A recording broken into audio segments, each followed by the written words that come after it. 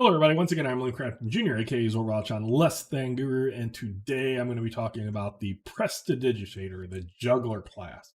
I just really like the name Prestidigitator. Otherwise, I would have called it the Juggler, and that's what Palladium has it as, is the Prestidigitator. Attribute requirements, the same as in Palladium. Physical prowess at 12. You're juggling things with your hands. You're going to have good eye-hand coordination, dexterous, and all of that. Alignment is any physical conditioning +4. So it's not up at the acrobatics because they're not necessarily doing jumps and tumbles and full body stuff, but it's a decent +4. So that is their physical conditioning. Armor tier of 3. Very much like the acrobat, they are going to be performing probably within a group, circus, carnival, etc. They're not going to be necessarily like a bard who's more individual. So they don't necessarily have the need for training with armor or having a ability to allow them to wear armors. So that's why their armor tier is a 3. Occupational skills, they get palming. Dexterous with your hands, you're able to palm. And thrown combat Prestidigitator, which is the best thrown combat in the game. Now, if you look at my stance video, you'll see why I split up the 3, but this was the specific character class and skill that did it. Is in Adventures of the High Sea, they introduced the juggling skill.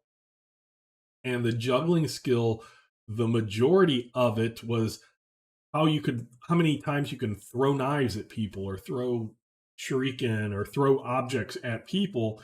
And then the sub part of it was how many objects you could actually juggle. So when you looked at it, it was really strange because they have a hand-to-hand system. They have a rate of fire system that's completely different. And then they introduced a thrown combat system, and me just breaking them up into stances led to me having a thrown combat stance that originally was the juggling skill, but keeping juggling separately. And the Prestidigitator is the best of them, so they get thrown combat Prestidigitator.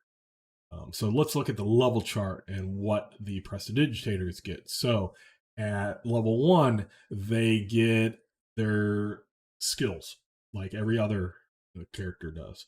Then at level 2, they get a +1 to parry, and they don't get automatic parry, so they are going to spend an action for that, but they get an additional +1, and they get a +1 to strike when they're throwing things. So that's where we start build on that they're the best throwers in the game. Then level 3 and 4, that's where you get your additional skills, like a normal Palladium. 5 and 6, you get a hit point and then a shock point, because you're building up your physical conditioning even more. And then at level 7, that's where they get the automatic parry. So at level 7, that's when they're going to get it very similar, if not the same, as the men of arms get it. But they're going to have to wait quite a while to get it, because combat's not something that they're trained for. But at level 7, you're probably an adventurer out doing combat, so you have to pick it up. Level 8 is you choose 2 elective skills. Level 9, +2 to parry, 10 additional hit points. 11 and 12, that's where you pick up your additional skills. An additional shock point at 13. 14, you get +3 to parry, and then 15 is small arms. And we'll get into those abilities in a moment. But first, elective secondary skills. Just like Palladium, elective skills, these are the skills you are allowed to choose from. Secondary skills, you can choose from any skills, but these are the ones that give you bonuses. Okay, ability, juggling, doesn't have a level, so they automatically start off with juggling because that is their occupation. So they can juggle up to 6 items at level 1 and 1 additional item at every odd level thereafter. So they get 6, and then at level 3 they get 7, at level 5 they get 8, etc. If juggling with another person, which is known as passing, the number of items of the total of the lower level Prestidigitator. Sorry, wow. I had never had trouble with these words before today. The number of items are the total of the lower level prestidigitators plus half of the items of the higher level. Non-prestidigitators can try to juggle starting at 2 items, and they can roll 1d6 versus PP because I have that 1d6 chart. You can look at that video. How you add, instead of rolling a d20 or something and or percentile and trying to get under your attribute, I like rolling d6s on difficulty under your attribute. So an additional item, add a d6 versus PP, and you just keep adding d6s. So if you're not trained, it'll tell you how you can juggle normally. Side note, when I went to college at Purdue University, my freshman year, we had these small little, called a dorm, but it was actually not a huge, it wasn't a big building. It was little duplexes that were broken up into rooms. And everybody in my little building, we all learned to juggle. I never could get higher than 3, so my PP must suck a lot, but I was able to get halfway decent with 3 items juggling.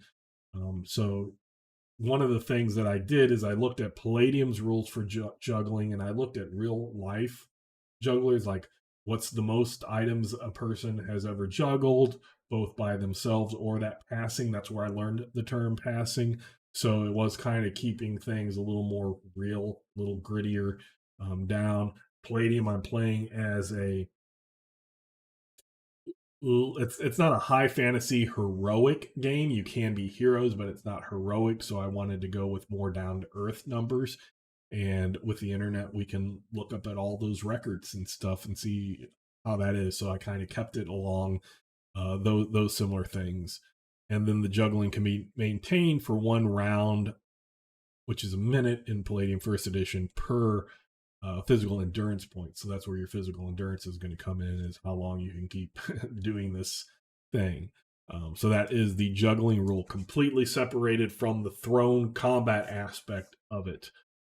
Automatic parry, their skill with your hands. So how you just automatically, it's like when somebody throws a baseball and you just, when I say you, certain people, and I've done it a few times, not often, maybe a piece of candy, and you just like kind of notice it, and before you know anything, you catch it in your hand, and that can happen. So it's kind of that type of getting so used to catching things in your hands and moving your hand and getting things that you get an automatic parry with your hands allows them it like the men of arms, but you're not able to dodge after a failed parry. So again, I try to keep my men of arms.